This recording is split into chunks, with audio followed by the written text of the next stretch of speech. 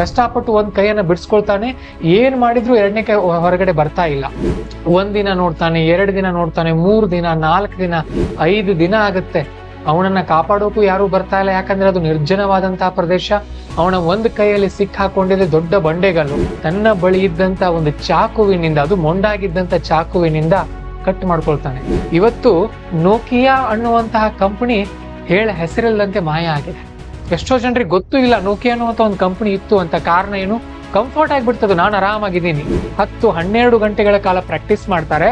Practice ಮಾಡಿದ ನಂತರ ಇವರು ಒಲಿಂಪಿಕ್ಸ್ ನಲ್ಲಿ ಭಾಗವಹಿಸಿ ಅತಿ ಹೆಚ್ಚು ಗೋಲ್ಡ್ ಮೆಡಲ್ ಅನ್ನ ಎಲ್ಲಿ ಪಡಿತಾರೆ ಅಂತ ಅಂದ್ರೆ ಸ್ವಿಮ್ಮಿಂಗ್ ನಲ್ಲಿ ಪಡಿತಾರೆ. ವೇಗವಾಗಿ ವಾಹನವನ್ನ ಓಡಿಸ್ಕೊಂಡು ಹೋಗ್ತಾ ಇದ್ರಿ ಅನ್ಕೋಣ, ಪಕ್ಕದಲ್ಲಿ ಬರುವಂತ ವಾಹನವನ್ನ ನೋಡ್ಕೊಂತ ಕೂತ್ರೆ ಮುಂದೆ ಹೋಗಿ ಆಕ್ಸಿಡೆಂಟ್ ಮಾಡ್ಬಿಡ್ತೀರಿ ನೀವು ಇನ್ನೊಬ್ಬರನ್ನ, ಅವ್ರು ಅದರಲ್ಲಿ ಯಶಸ್ವಿಯಾಗಿದ್ದಾರೆ ನಾನು ಅದನ್ನ ಟ್ರೈ ಮಾಡ್ಲಾ, ಇವ್ರು ಇದರಲ್ಲಿ ಯಶಸ್ವಿಯಾಗಿದ್ದಾರೆ ನಾನು ಇದರಲ್ಲಿ ಟ್ರೈ ಮಾಡ್ಲಾ ಅಂತ ಕೂತ್ಕೊಳ್ಬೇಡ್ರಿ.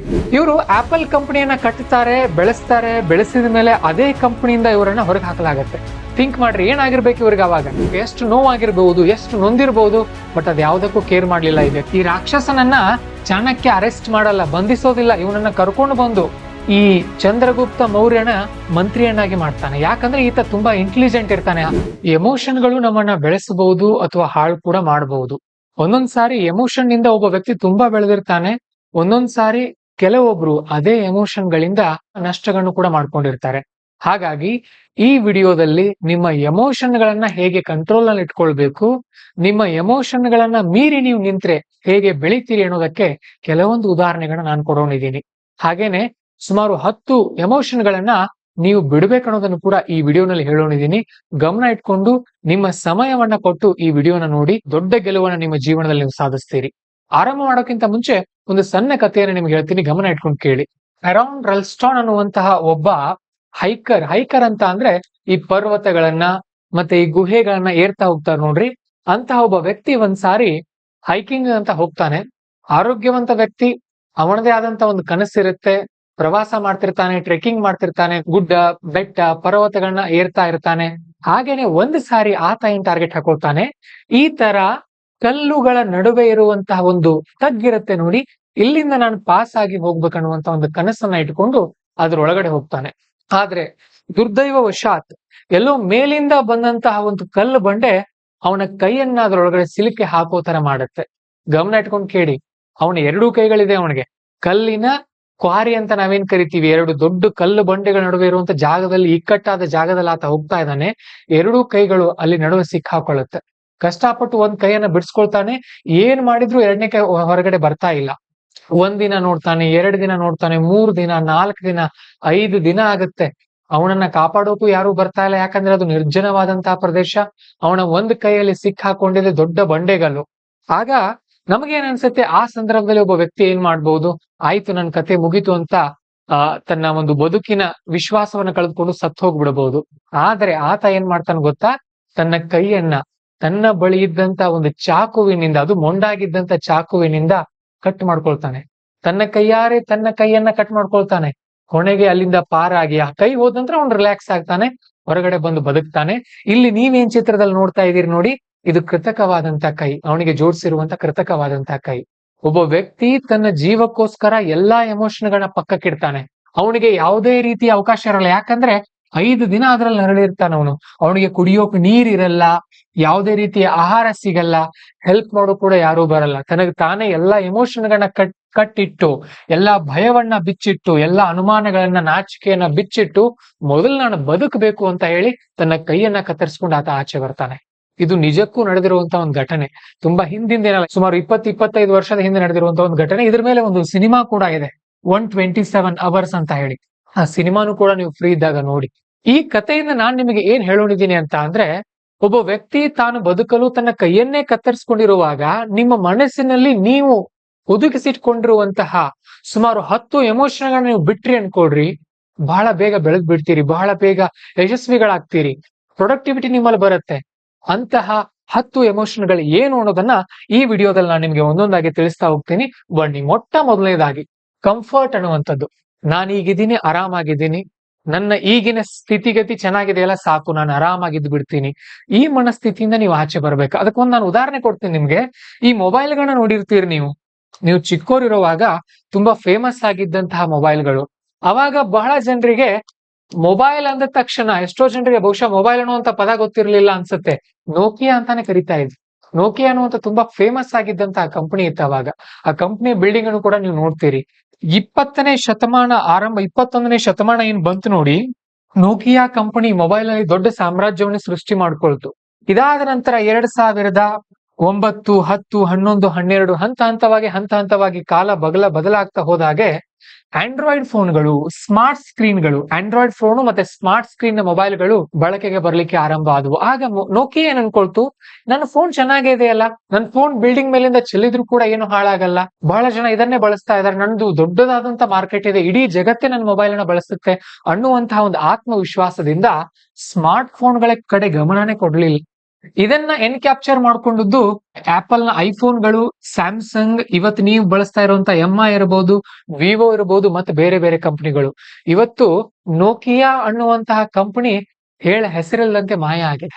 ಎಷ್ಟೋ ಜನರಿಗೆ ಗೊತ್ತೂ ಇಲ್ಲ ನೋಕಿಯಾ ಅನ್ನುವಂತ ಒಂದು ಕಂಪನಿ ಇತ್ತು ಅಂತ. ಕಾರಣ ಏನು? ಕಂಫರ್ಟ್ ಆಗ್ಬಿಡ್ತದೆ, ನಾನು ಆರಾಮಾಗಿದ್ದೀನಿ, ನಂದು ಬಿಸ್ನೆಸ್ ನಡೀತಾ ಇದೆಯಲ್ಲ. ಹಾಗಿರಲ್ಲ. ಕಂಫರ್ಟ್ ಲೆವೆಲ್ ನಲ್ಲಿ ಇದ್ದಿದ್ರೆ ಒಬ್ಬ ರಾಜಕಾರಣಿ MLA ಅಥವಾ MP ಆದ ತಕ್ಷಣ ಆಯ್ತು ನಾನ್ ಗೆದ್ದೆ ಅಂತ ಅಂದ್ಬಿಟ್ರೆ, ಒಬ್ಬ ಬಿಸ್ನೆಸ್ ಮ್ಯಾನ್ ತನ್ನದೇ ಆದಂತ ಒಂದು ಕಂಪನಿಯನ್ನ ಕಟ್ಟಿದ ಮೇಲೆ ಆಯ್ತು ಇನ್ನು ಮುಂದೆ ಆರಾಮ್ ಅಂತ ಅನ್ಕೊಂಡ್ಬಿಟ್ರೆ ಹಾಗಾಗಲ್ಲ. ಸ್ಪರ್ಧೆ ಅನ್ನೋದು ಶಾಶ್ವತವಾಗಿರ್ಬೇಕು. ಈ ಕಂಫರ್ಟ್ ಝೋನ್ ಇಂದ ನೀವು ಆಚೆ ಬರಬೇಕು.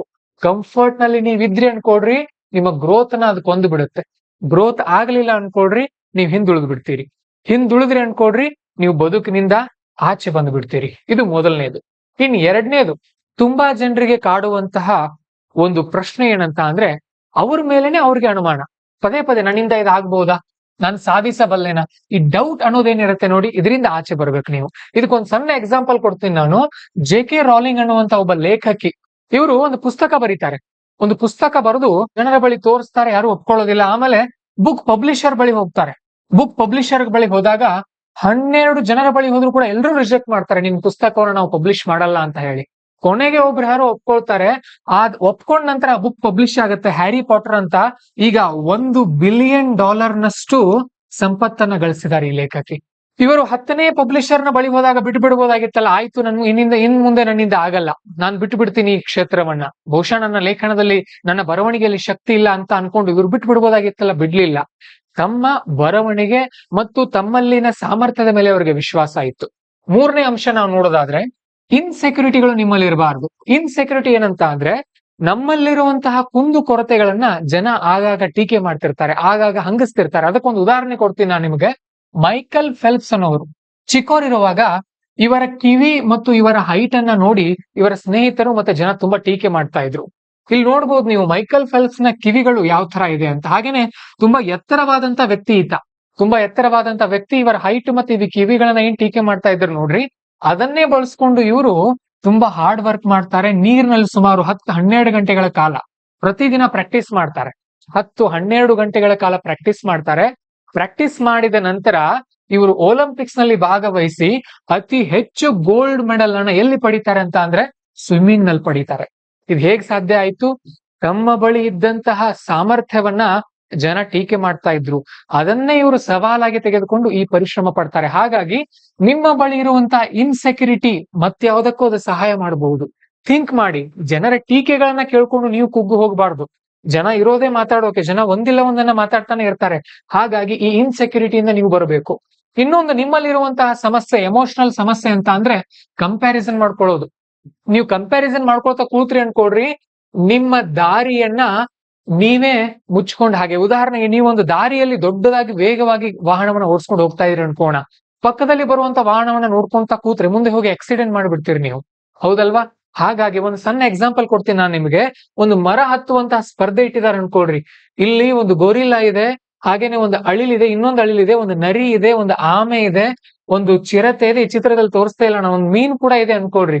ಎಲ್ಲರೂ ಕೂಡ ಅಷ್ಟೇ ವೇಗವಾಗಿ ಮರ ಹತ್ತೋಕ್ ಸಾಧ್ಯನಾ? ಪ್ರತಿಯೊಬ್ಬರಲ್ಲೂ ಒಂದೊಂದು ಸಾಮರ್ಥ್ಯ ಇದೆ ಅಲ್ವಾ? ಈ ಗೊರಿಲ್ಲಾ ತುಂಬಾ ಬೇಗ ಹತ್ತುತ್ತೆ, ಅಥವಾ ಅಳಿಲು ಬೇಗ ಹತ್ತಬಹುದು. ಚಿರತೆ ತುಂಬಾ ಓಡೋದ್ರಲ್ಲಿ ತುಂಬಾ ವೇಗ, ಆಮೆ ನೀರ್ನಲ್ಲಿ ಹೋಗೋದ್ರಲ್ಲಿ ತುಂಬಾ ಫಾಸ್ಟ್ ಆಗಿ ಹೋಗುತ್ತೆ, ಅಥವಾ ನೀರಿನಲ್ಲಿ ಇದು ಎಕ್ಸ್ಪರ್ಟ್ ಆಗಿರುತ್ತೆ, ಅಥವಾ ಇದರ ಶರೀರ ತುಂಬಾ ಶಕ್ತಿಶಾಲಿಯಾಗಿದೆ, ಹೌದಲ್ವಾ? ಪ್ರತಿಯೊಂದಕ್ಕೂ ಅದರದೇ ಆದಂತಹ ಒಂದು ವಿಭಿನ್ನತೆ ಇರುತ್ತೆ, ವಿಶಿಷ್ಟತೆ ಇರುತ್ತೆ, ಅದರದೇ ಆದಂತಹ ಒಂದು ಶಕ್ತಿ ಇರುತ್ತೆ, ಹೌದಲ್ವಾ? ಸೊ ಹಾಗಾಗಿ ನಿಮ್ಮಲ್ಲಿರುವಂತ ಸಾಮರ್ಥ್ಯವನ್ನು ನೀವು ಪತ್ತೆ ಹಚ್ಕೊಳ್ಬೇಕು. ನಿಮ್ಮಲ್ಲಿರುವಂತ ಸಾಮರ್ಥ್ಯವನ್ನು ನೀವು ಪತ್ತೆ ಹಚ್ಕೊಂಡಾಗ ತುಂಬಾ ಸುಲಭವಾಗಿ ಗೆಲುವು ನಿಮ್ಗೆ ಸಿಗುತ್ತೆ. ನೀವು ಇನ್ನೊಬ್ಬರನ್ನ ಅವ್ರು ಅದರಲ್ಲಿ ಯಶಸ್ವಿಯಾಗಿದ್ದಾರೆ, ನಾನು ಅದನ್ನ ಟ್ರೈ ಮಾಡ್ಲಾ, ಇವ್ರು ಇದರಲ್ಲಿ ಯಶಸ್ವಿಯಾಗಿದ್ದಾರೆ, ನಾನು ಇದರಲ್ಲಿ ಟ್ರೈ ಮಾಡ್ಲಾ ಅಂತ ಕೂತ್ಕೊಳ್ಬೇಡ್ರಿ.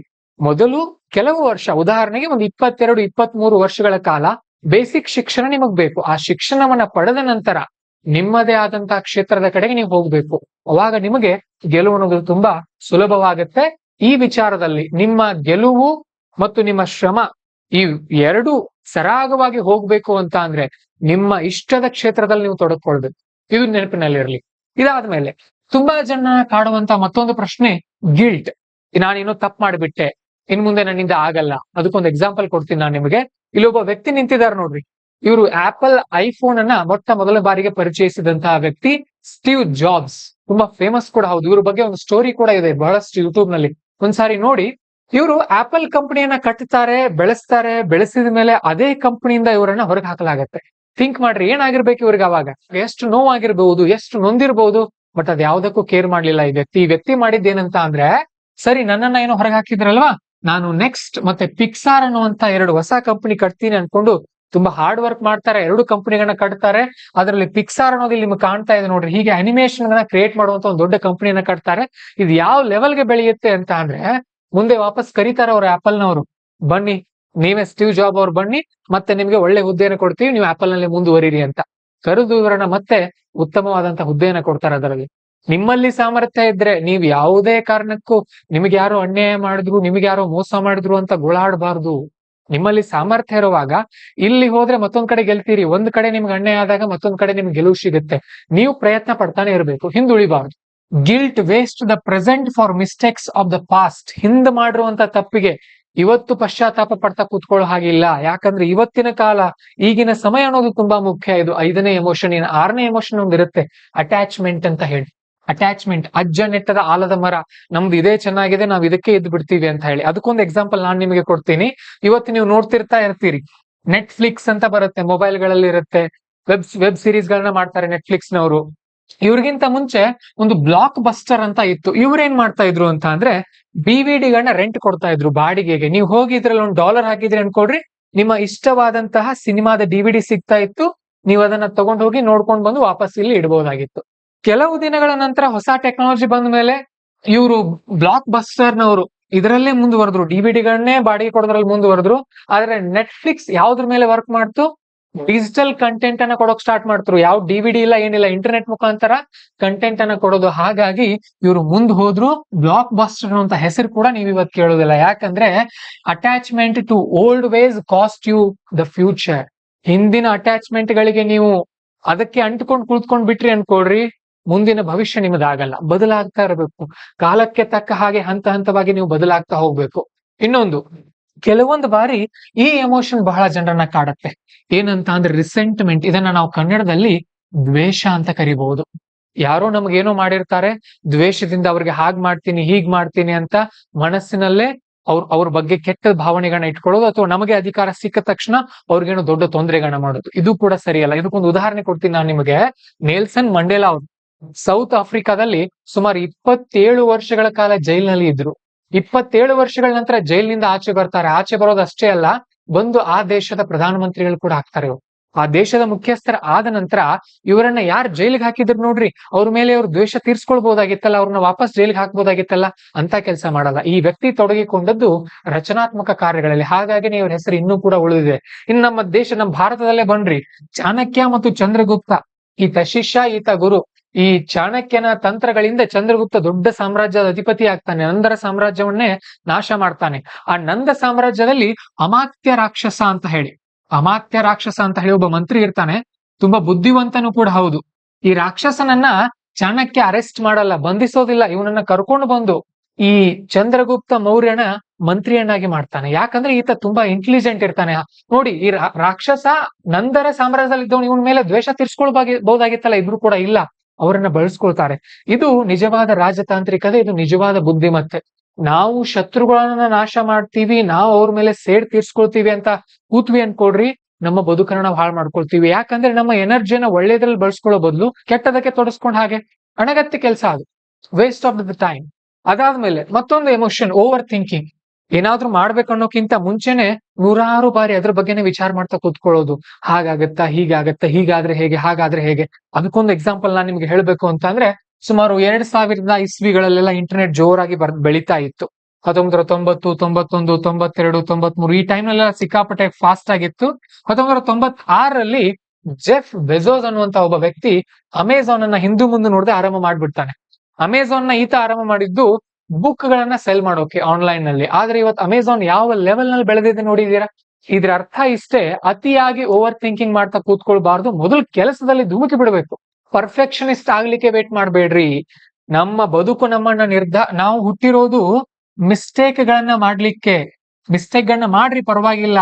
ಹಾಗಂತ ಪರ್ಫೆಕ್ಷನಿಸ್ಟ್ ಆಗೋಕೆ ವೇಟ್ ಮಾಡ್ಬೇಡ್ರಿ. ಬದುಕಿನಲ್ಲಿ ಯಾರು ಕೂಡ ಪರ್ಫೆಕ್ಟ್ ಇಲ್ಲ.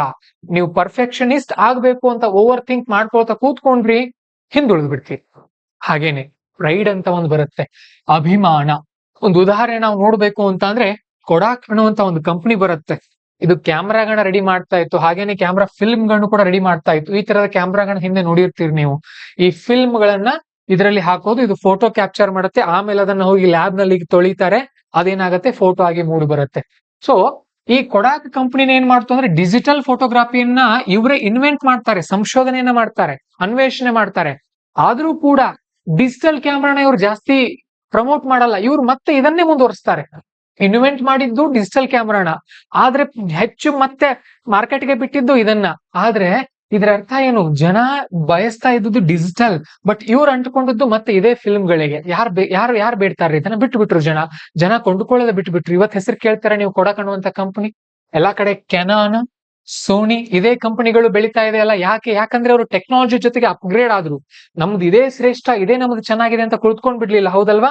ಸೊ ಹಾಗಾಗಿ ನಮ್ಮದು ಅದೇ ಚೆನ್ನಾಗಿದೆ, ನಾವು ಅದಕ್ಕೆ ಅಂಟ್ಕೊಂಡ್ ಬಿಡ್ತೀವಿ ಅಂತ ಕೂತ್ಕೊಳ್ಳೋ ಹಾಗಿಲ್ಲ. ಅದು 9ನೇ ಎಮೋಷನ್. ಕೊನೆ ಎಮೋಷನ್ ಏನಂತ ಅಂದ್ರೆ ಲೇಸಿನೆಸ್. ಉಸೇನ್ ಬೋಲ್ಟ್ 2008-9ರಲ್ಲಿ 9.58 ಸೆಕೆಂಡ್ ಓಡೋದಿದೆ ಅಂತ ಹೇಳ್ಕೊಂಡು ರೆಸ್ಟ್ ಮಾಡ್ಬೋದಾಗಿತ್ತಲ್ಲ ಜೀವನ ಪೂರ್ತಿ. ಬರೀ 9.58 ಸೆಕೆಂಡ್ ಓಡೋಕೆ ಈ ವ್ಯಕ್ತಿ 10 ವರ್ಷಕ್ಕಿಂತ ಹೆಚ್ಚು ಕಾಲ ಪ್ರಯತ್ನ ಪಟ್ಟಿದ್ದ.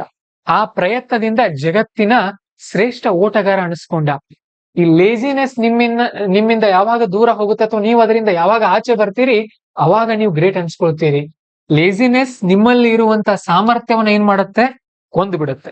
ನೆನ್ಪಿಟ್ಕೊಡ್ರಿ, ನಿಮ್ಮನ್ನ ಲೇಸಿನೆಸ್ ಅನ್ನುವಂತಹ ಒಂದು ಕೆಟ್ಟ ಹವ್ಯಾಸ ನಿಮ್ಮಲ್ಲಿರುವಂತ ಎಲ್ಲ ಸಾಮರ್ಥ್ಯವನ್ನ ಹಾಳು ಮಾಡಿಬಿಡುತ್ತೆ. ಆ ಕಾರಣಕ್ಕಾಗಿ ಈ 10 ಕೆಟ್ಟ ಎಮೋಷನ್ಗಳನ್ನ, ಈ 10 ಅನವಶ್ಯಕ ಎಮೋಷನ್ಗಳನ್ನ ನಿಮ್ಮಿಂದ ಹಂತ ಹಂತವಾಗಿ ದೂರ ಮಾಡಿ. ಅದಷ್ಟೇ ಅಲ್ಲ, ಈ ಕ್ಷಣನೇ ಈ ವಿಡಿಯೋ ನೋಡಿದ ನಂತರ ಯಾವ ಎಮೋಷನ್ ನಿಂದ ನೀವು ಆಚೆ ಬರ್ತೀರಿ ಅಂತ ಕಮೆಂಟ್ ಸೆಕ್ಷನ್ ಬರೀರಿ. ಅದು ಇವತ್ತಿನ ಟಾರ್ಗೆಟ್.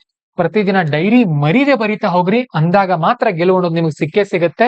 ಬದುಕಿನಲ್ಲಿ ಯಾವುದೇ ಕಾರಣಕ್ಕೂ ಎದೆಗುಂದಬೇಡಿ, ಯಾವುದೇ ಕಾರಣಕ್ಕೂ ಹಿಂಜರಿಬೇಡಿ. ನಿಮ್ಮಲ್ಲಿ ಸಾಮರ್ಥ್ಯ ಇರುತ್ತೆ. ಹಂತ ಹಂತವಾಗಿ ದಿನದಿಂದ ದಿನಕ್ಕೆ, ವರ್ಷದಿಂದ ವರ್ಷಕ್ಕೆ ಬೆಳೀತಾ ಹೋಗ್ಬೇಕು. ಒಂದೇ ದಿನದಲ್ಲಿ, ಒಂದೇ ವರ್ಷದಲ್ಲಿ ಯಶಸ್ಸನ್ನು ಸಿಗಲ್ಲ. ಅದಕ್ಕೆ ತಪಸ್ಸು ಬೇಕು. ಆ ತಪಸ್ಸು ನಿಮ್ಮ ಶ್ರಮ ಆಗ್ಲಿ ಅಂತ ಹೇಳ್ತಾ ಇವತ್ತು ವಿಡಿಯೋನ ಮುಗಿಸ್ತಾ ಇದ್ದೀನಿ. ಮತ್ತೆ ಮುಂದಿನ ವಿಡಿಯೋನಲ್ಲಿ ಸಿಗೋಣ. ನಮಸ್ಕಾರ.